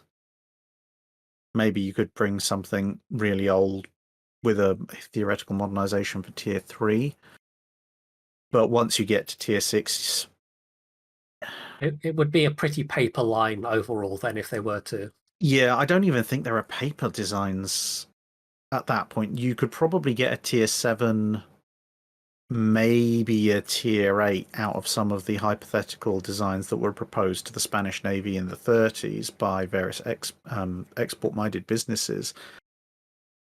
But you'd even struggle to find something that would qualify as a tier 8 at that point, and 9 and 10 is just out of the question. The Spanish Navy wasn't in a position you think about where all the tier 9 and 10 cruiser designs come from. They're either very late World War II or immediately after World War II, either actual or paper ships, and a few of them even verge into the 1950s. And during that period, Spain's not fighting World War II. It doesn't have the military impetus to develop or even consider those kinds of ships. And they still don't in the late 40s, early 50s. So I don't think those designs would even exist unless there was some very, very busy bee in Spanish naval headquarters in the 40s with nothing better to do but sketch on the back of a napkin. But that would certainly be reaching by a considerable amount. Well, paper's always cheaper than steel, I suppose. But maybe a pan-European cruiser line. They could fit into that. Okay, Spanish could contribute 2 or 3 designs to that, so that this Canarias may well be a pan-European cruiser. Well, where would you take the higher tiers for a pan-European line? Like, which country are you thinking of, like, to populate, like, tier 8, 9, 10? It's a good question, because Portugal's in pretty much the same boat as Spain. Going around the countries, the French and the Germans already have their own lines. Sweden? You might be able to put the you might if they classified the coastal defense battleships as cruisers, which tonnage-wise they probably were. You might be able to stick the Sverige class in at maybe tier 7 or 8. Okay, they've got massive guns, but they've only got 4 of them, so it would be a weird one. But it could be made to work at that as a cruiser, at least. Kind of almost Graf Spee-like, but somewhat better protected. But yeah, beyond that, 8, 9, and 8-ish, 9 and 10, you might be able to look at tier 8. Again, if they adopt the coastal defense battleships as a kind of cruiser element, you might be able to grab 1 or 2 of those. Higher tiers would be heavily based on theoretical, Yeah, here's what we'd build if we had, money kind of designs. Yeah, some of the Scandinavian countries might have 1 or 2 almost like the Dutch 1047 designs floating around somewhere in the we'd really like, as you say, we'd really like this if we had some money to pay for it.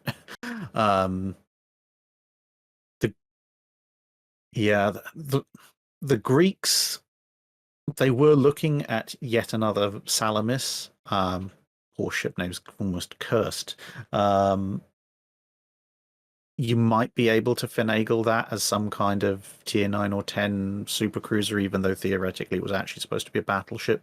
But that might be possible. I mean, 1047 was supposed to be a battle cruiser, and it's ended up under a different name in the Dutch tree as a cruiser. So, yeah, I think there's probably just enough designs built, paper designs almost built, and maybe 1 or 2 completely hypothetical paper designs that were never seriously ordered, that you might just be able to cobble together a pan-European cruiser tree.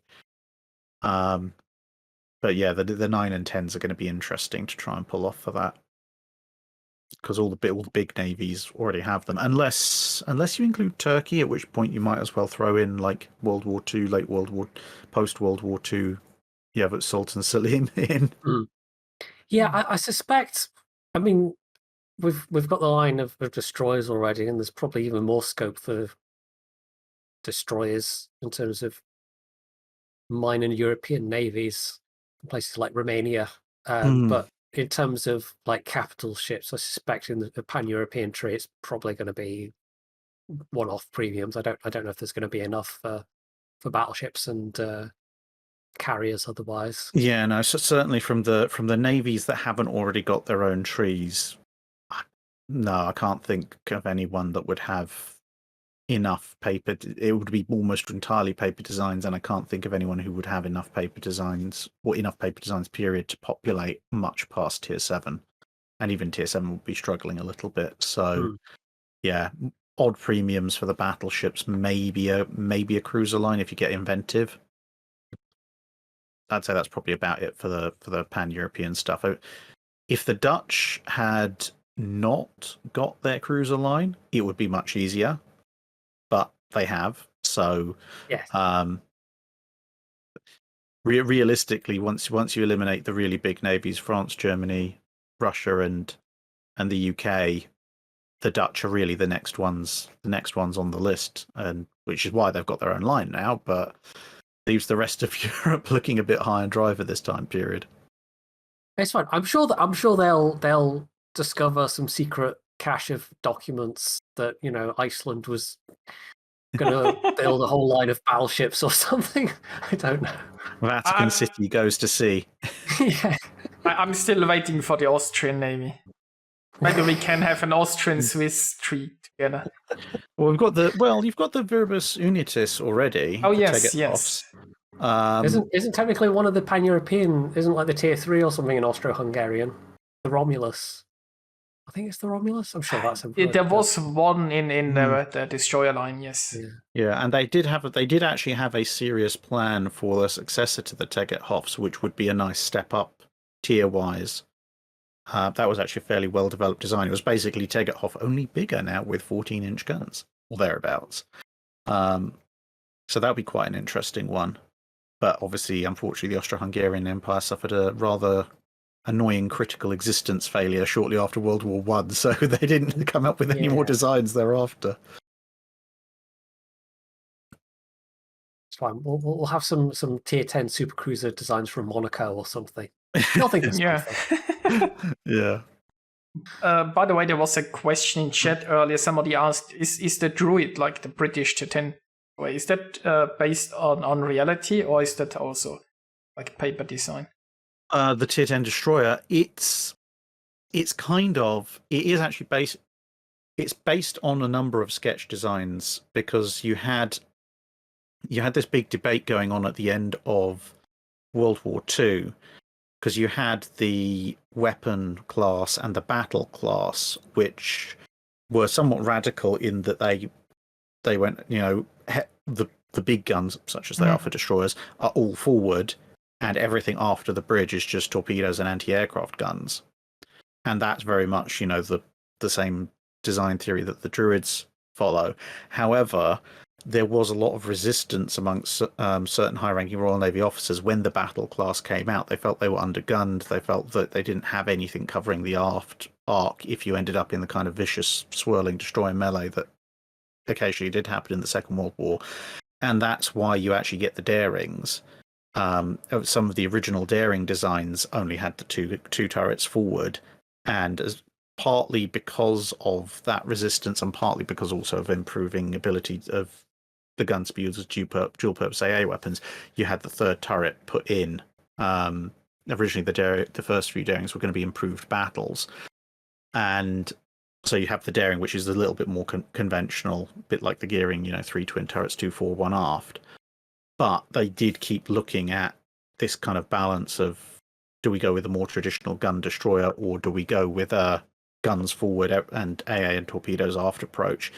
And one of several of the designs that they looked at in that sort of 44, 45 and immediately post-war period is kind of where Wargaming have taken the inspiration for the Druid from.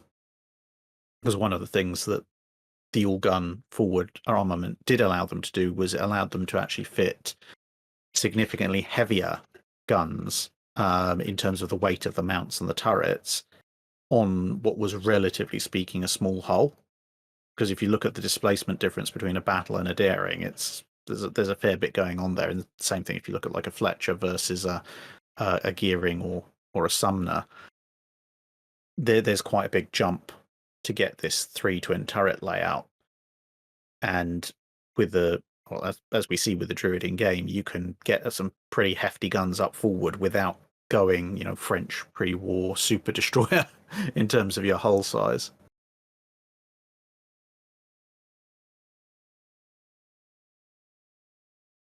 I think there was a question earlier about the Shores as well, about the provenance of that from the Shores. Tier 7. The Shores, how do you say it? I was taught that's more of a just sound, but maybe I'm wrong. The Tier 7 Russian light cruiser. Yeah,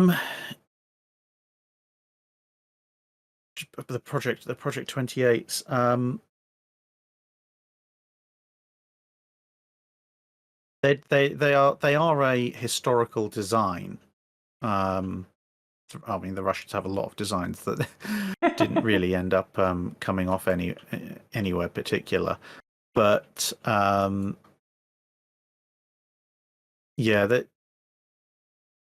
I'd say the Shores is actually a good example of lifting a design, because historically you've got the Chapaevs and the Kirovs, and then everything kind of put on hold until World War II ends, and then they complete a few more of them, and then they move on to the Sverdlovs.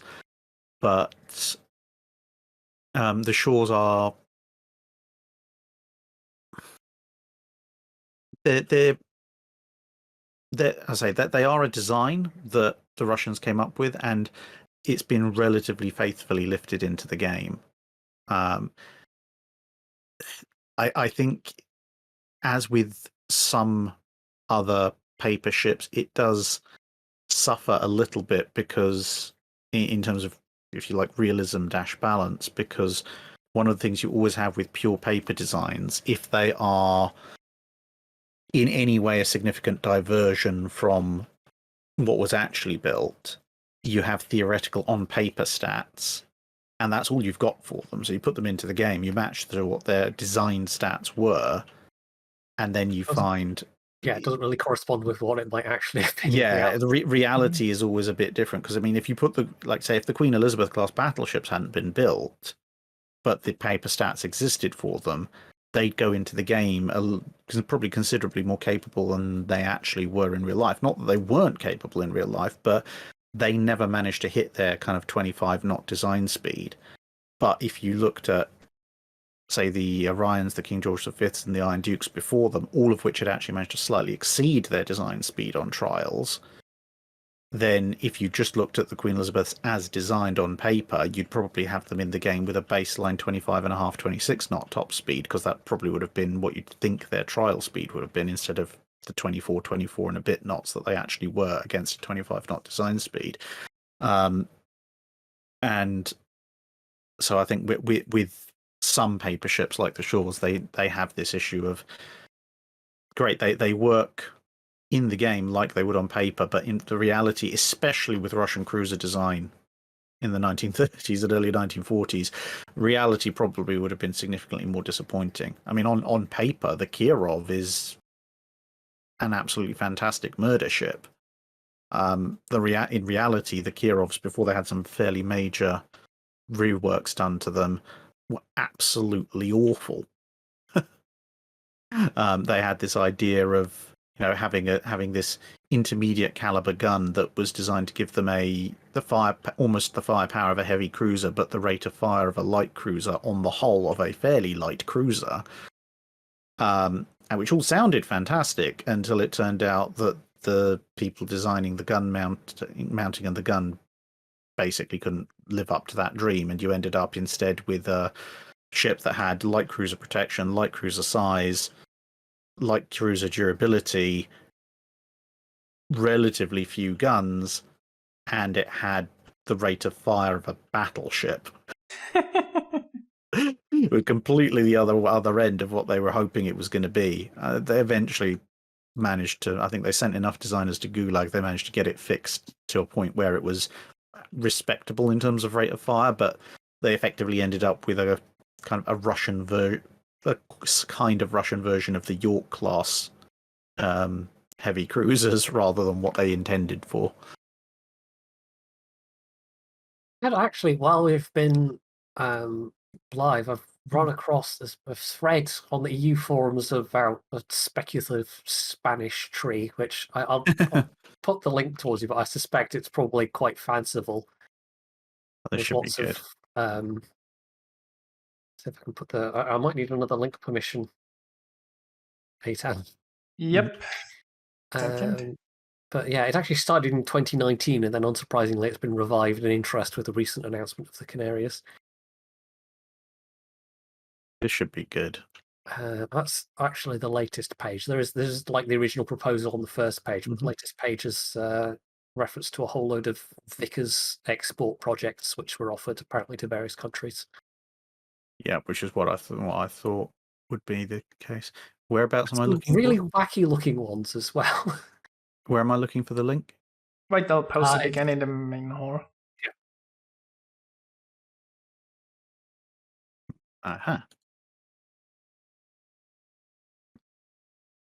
Yeah, basically the first page and the last page seems to be where most of the interesting stuff is on this Oh, really? thread. Really?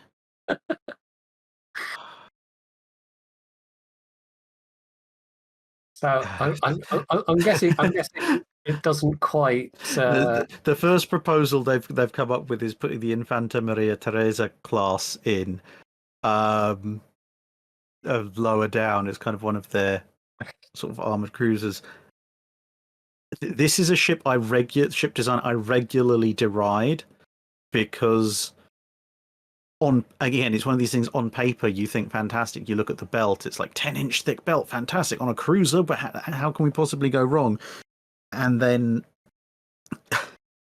you look at this thing. Sorry, my phone's do not disturb has failed. No, it's my other phone. Why is that doing that? Please stop. My apologies. There's a slightly more serious proposal as for a heavy tree, but yeah, that seems pretty daft. Yeah, no, the Infanta Maria Teresa say it's on paper it's great. It's a 10-inch belt. Then you look at the actual blueprint layout, and you realize the 10-inch belt is about 10 inches high. Whenever someone mentions it, I say like to hit that main armor belt would be a demonstration of skill. It has the dubious pleasure of being an almost square cross section when you look at the armor belt. It's just no. It's going to be someone's done a full Spanish battleship line in that thread. I think that might be a separate thread they've linked, but yeah. Yeah. Okay, so tier 1. Okay, yeah. Gunboat is gunboat. Marina Regente. Tier 2, I guess. Yeah. It's not awful. Las de Liezo. Tier 3. Could work. Navarra. Okay, now we're getting on to some. Okay. Okay, the Navarra tier 4, I can see it kind of working. It's going to be one of the more vulnerable ones.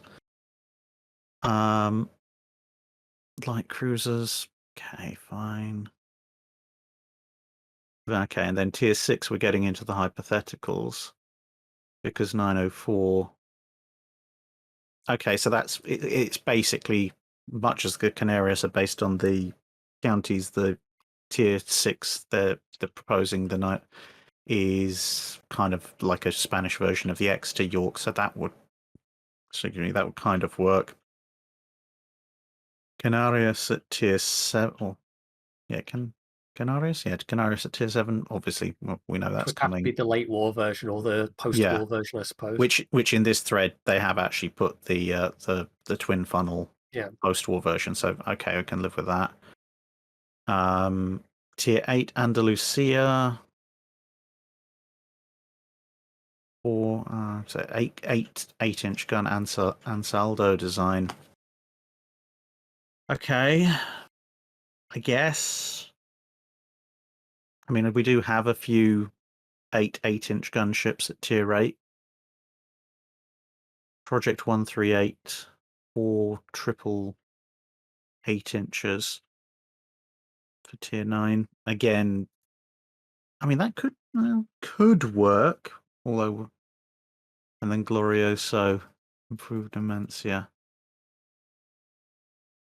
I mean, just looking over the Spanish battleship line, I'm seeing the name Vickers an awful lot. Yeah, Vickers do love to try and export absolutely anything. I mean, I can at its base, I can see the Spanish line technically working in terms of game balance. There's nothing particularly wrong, at least with the armaments of the designs as proposed. But it is so heavily paper. Yeah. I mean, let's be honest. I don't think that would really stop wargaming. That wouldn't be really a big impediment for them. No, this is true. Albeit, at this point, to be honest, at that point, you might as well call it the the ancillary. You might as well have the Vickers tech tree at that point. That'd be quite fun, actually. Let's see what we got. Okay, Spanish battle Españas. Okay, tier 3. Yeah, as I say, I think they struggle at tier 3 unless maybe you did them with the like maybe the absolute latest last surviving España class configuration might just about scrape it at tier 3. Then we've got what's this? A Vickers one with 343mm guns. Yeah, all right, fine. Vickers 655. So this is their 15-inch armed one. Yeah, compact 15-inch. Okay, fine. Vickers 777B. And this has 15-inch 42s as opposed to 15-inch 40s. And it's using triple turrets. Triple 15-inch. It's basically a Spanish Monarch, except a technological generation behind. And then a battle cruiser for tier 8. 778A. Spanish One thing notably Littorio. they don't have is a tier 10 on this list. Yeah, well, I mean, they're reaching a little bit for the Spanish Littorio at tier 9 already. Yeah, there's no tier 10 at that point because yeah, it's basically Vickers dream list plus a Littorio. Yeah. I mean, I wouldn't say no to a Vickers tech tree. Now you've brought Yeah. up that idea, I'd be down for that. yeah, I mean, all credit to who is this guy?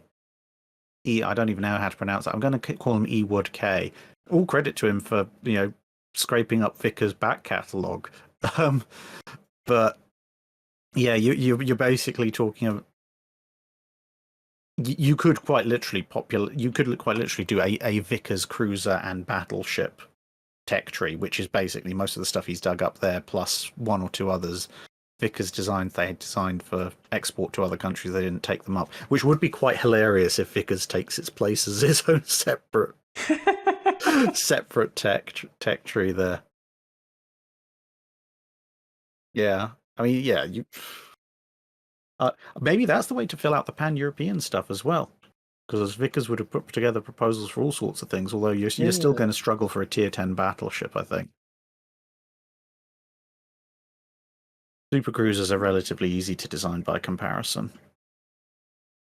But then again, if you do it as a Vickers tech tree, there are some weird and wacky ones they came up with for the Royal Navy that you could stick in there as the tier 10, because they were never taken up. I mean, to be honest, at that point, I still want to see a G3 and an N3 in the game. I mean, we've got That has to happen at some point. It surely has to.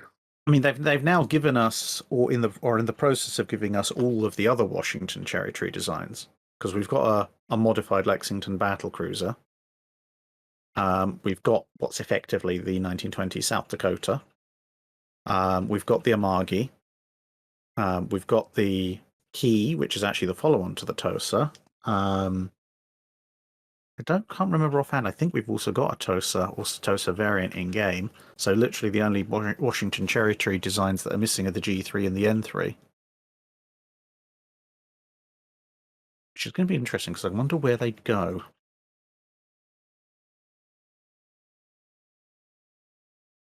Because a G3, a modernized G3, that would have to be a tier 9. Yeah, which is actually relatively easy to place, to be honest. A modernized G3 would go pretty well at tier 9.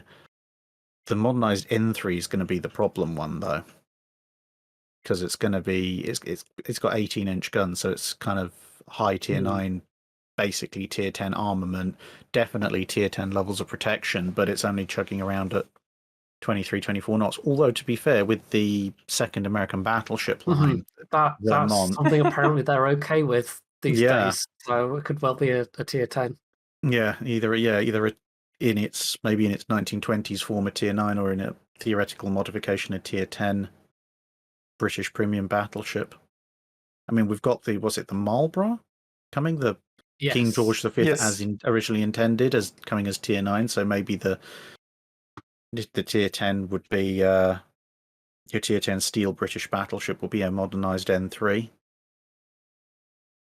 Although I'm kind of holding out hope for a British battlecruiser line. So if the G3 can be slotted into there as a tier 9 regular ship, that would be even better. I think the fact we now have an explicit German battlecruiser line means the chances of a separate British battlecruiser branch are probably a lot higher. Yeah.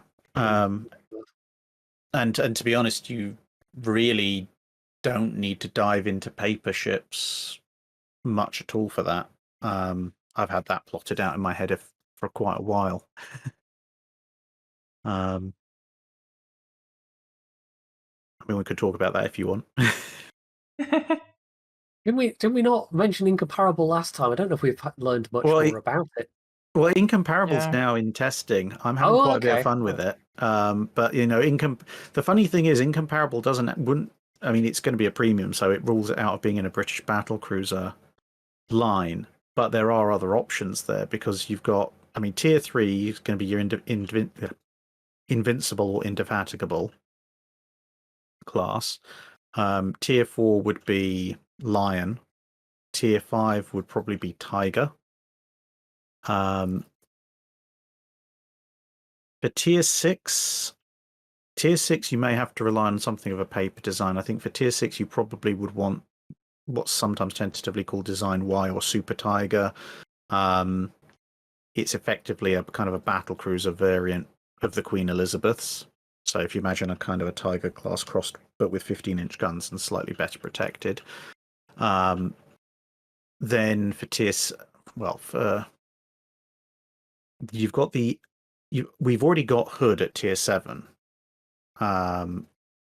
For tier 7, otherwise you could probably have Renown, because we've got Repulse as a tier 6 premium. We could have Renown in her fully modernized form as a tier 7, or you could have Renown at tier 6 and a theoretical Design Y, which has an extra 15-inch gun turret as your tier 8. Tier 7. So your tier 6 and 7 is going to be Renown and Design Y - Super Tiger, whichever way around you want to do it. Tier 8 would be an Admiral class, the slightly modified design that would have had 3 ships following Hood. They were actually started and then cancelled, so kind of half paper, half real. Tier 9 would be G3. And then tier 10, since Incomparable's gone off to do its own thing, could be one of the earlier battlecruiser designs, maybe L3 or L2, which are slightly bigger than G3 and have 18-inch guns. So that actually rounds out British battlecruiser line quite nicely, I think. Yeah, well, who knows what next year will bring? I suspect the Germans have been bought out for.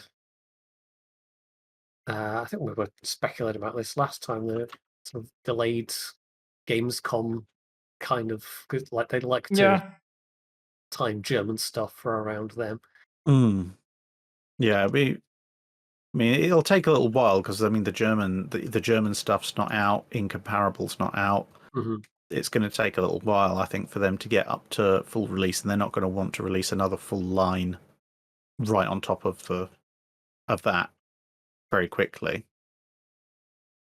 Yeah, hopefully they pace things out a bit more than like German battlecruisers and Russian carriers kind of tipping over each other. Yeah, although the Russian carriers, I haven't heard that much about them. I mean, we've got this aircraft design. They are now available through the tokens and random bundles to play, so I presume they're coming along next patch. Yeah, probably. Full release. Probably. I mean, they're a line I'm not particularly enthused of. I mean, it is entirely paper. Is anyone? Yeah, I didn't get on with them very well playtesting them either, so they'll exist. Someone will play them. Yeah. Give us something unusually shaped to shoot at on occasion.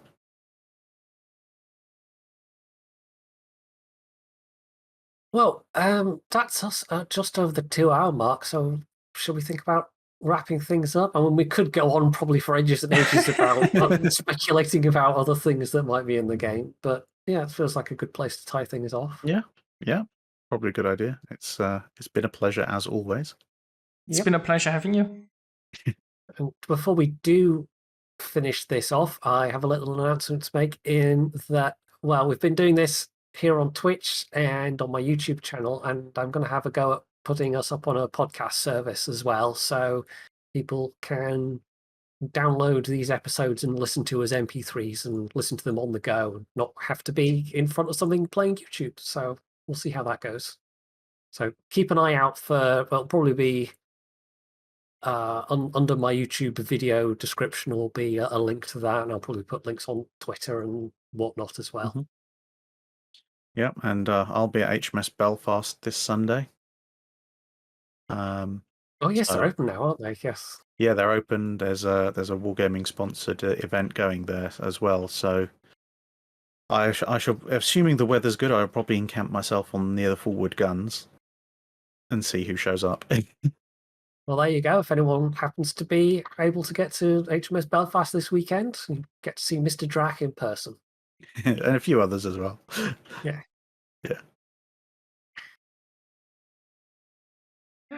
So thanks everyone for watching, and see you next time.